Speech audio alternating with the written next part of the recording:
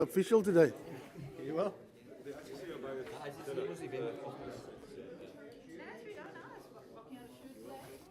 Stewie, good to see you, man. I'm well, yes. How are you?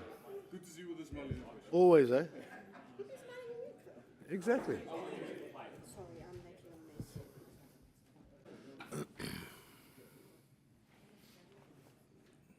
Feel free to.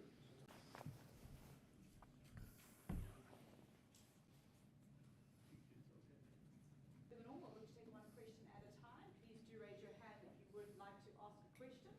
Who would like to go first? Albert. Shukri, we've heard a lot about the bowlers going into this match, people writing it up as these two fine attacks. But where does that leave your batters in this equation?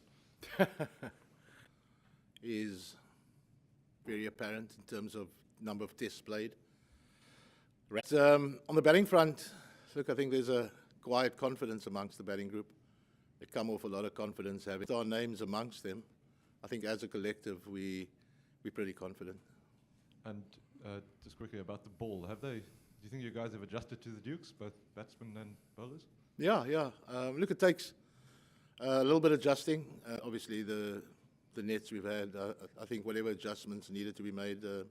No, I'm not. Can you just tell us what kinds of things you're thinking about when you're deciding on the makeup of your pace? There's been a lot of talk about when the lacquer comes off the ball, talking around overs 10 maybe. And you obviously still need guys that are at the bounce here.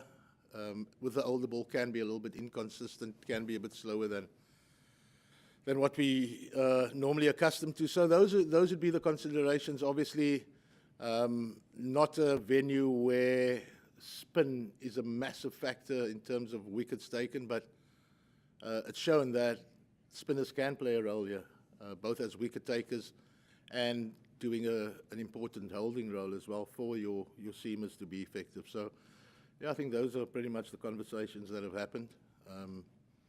And based on all of that, we'll structure our bowling attack accordingly.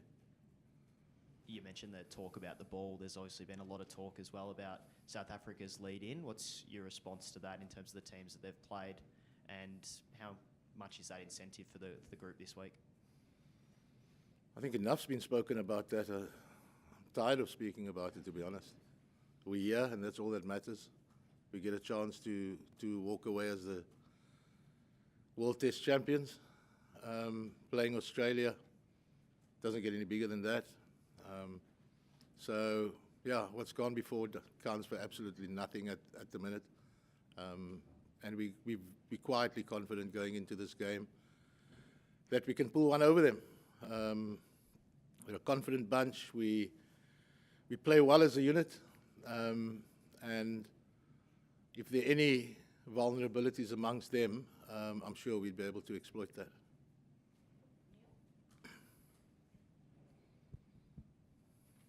Shuks, a couple of things. First of all, how was your dinner with Stuart Broad? The conversation rather than the food? Yeah, the ribeye was good.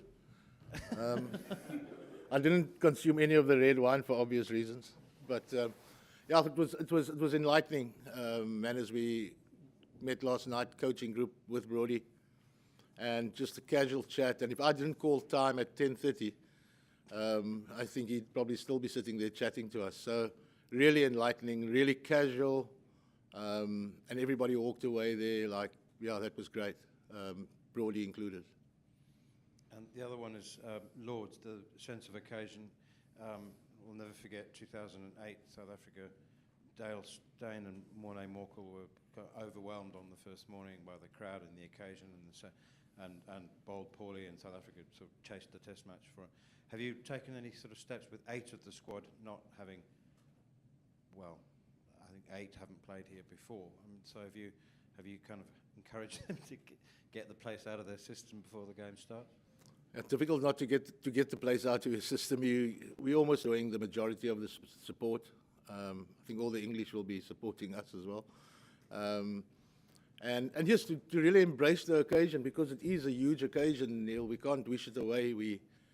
And these were some of the conversations that were had last night, in taking it in, just making sure you settle yourself down. And yeah, we rather than wish it away, we talk through these things, and there are going to be nerves. The excitement levels are starting to ramp up, as you well aware. So yeah, it's a great occasion, and I'd rather be part of it than not. Coach, just there's so much talk about the health of Test cricket and the way it should be played, especially in this country. Is it pretty cool that two teams who play still traditional Test cricket are playing this big final in a format which also kind of shows you that you can still play it in different ways, and also the fact that it's happening in a country which seemed to think, at least the team, that it should be played in another way? Yeah, I think it's great that it's come to the home of cricket. I mean, this is the home of cricket. We still hold it very dearly. Our fixture list might not speak to that, but all of our players, this is the additional list.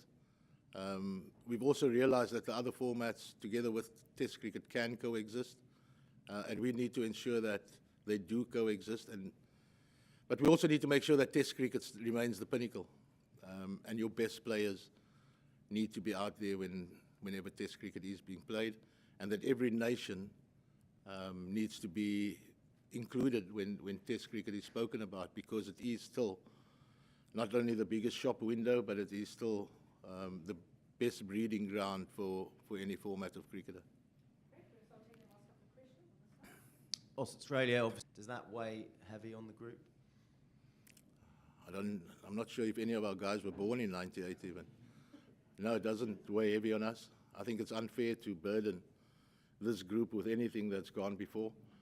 But again, just like the previous question, you can't wish things away. You know, we know we want to and we need to win another ICC event. But whatever tags come along, yeah, we don't wear that. And like I said, it's unfair to burden this group with that. It's just another occasion to set the record straight and to get that first title. And you can only win it if you play in finals, you know, and the more finals you play in, you obviously improve your chances of winning. So we've got another chance here. We had a chance not so long ago in the West Indies in the T20 World Cup, and now we've got another opportunity. And yeah, hopefully this time we break that duck. Shukri, just about Kyle Verreynne and this really big steps he's made the last few seasons, particularly with the bat. I mean, he's essentially in the top 3 batters for South Africa in the cycle. Why do you think he's made such big strides? I mean, early on you didn't have him for the first couple of tests that you were in charge, and is he now more comfortable in that role of being able to talk to some of the older players, you know, when it comes to stuff like, you know, DRS and so on and so forth? He's still rubbish at that. I'll tell you that much. No, I think Kyle's. Yeah, when I took over, having left him out, I think being dropped, left out, choose whichever one you want. I think that's still a critical part of your development as well. You know, you need to the adversity you need to deal with, and then show the necessary drive and resilience to come back. And I think that's what Kyle's done. He hasn't taken anything for granted. He fully understands what we want from our wicketkeeper and our wicketkeeper batter in particular. And yeah, he's not the prettiest to look at, but he certainly is very effective. And I'm not talking his physical attributes. I'm talking with the bat. But he gets the job done, and I think that's another thing that we constantly talk about. I'm not interested in the how, as long as the job gets done. And that sits really well with Scholesy, because he is quite unconventional. But the growth that we've seen both with the gloves and with the bat, as well as the little mongrel, if you want, behind the stumps, which is pretty much what South Africa's had over the years in wicketkeeper batters. I think Scholesy is starting to grow into that nicely now. Cool. So we're going to go one in front, and then we're going to go Daniel to here, and then Ingrid to here. Hi there. Just wanted to ask you, you talked about, you know, Test cricket ensuring it stays the pinnacle. How have you worked through, I guess, the conversations with players around, you know, practically making that a reality when, you know, obviously it's a challenge for South Africa relative to, you know, say what Cricket Australia can pay their players to play Test cricket? Yeah, and I see how relative it is. Whenever I go into the stores here, you know, you start calculating what it costs you. So it's no surprise we can't compete. But I think the important bit is to plan properly. So each player's season and year could look different to the next one. So it's about prioritizing certain tours where we could give them a break and ensure that some conditioning is able to happen, and if any work needs to be done on the game, because these guys go around the clock, you know, they never find time to actually work on their game. And we've actually done that now with 5 of our cross-format players being rested for the Zimbabwe tour properly in advance. Then when it was day 3 of the chase against Pakistan, you kind of laid down the gauntlet in the dressing room and you used the choker's word. You kind of said, you know, you guys are going to be the one around that and the pressures and what this means. Is that softened, or are you still kind of finding a balance between hard and, you know, tentative? I thought it was the opportune time to lay down that challenge. Maybe because we had another chance. If it didn't go our way, we had another chance in Cape Town. But yeah, it didn't go down kindly. But at some stage, that conversation needs to be had, you know, and it's all about choosing when to have that. So we had it the evening before, left it. Result worked out okay.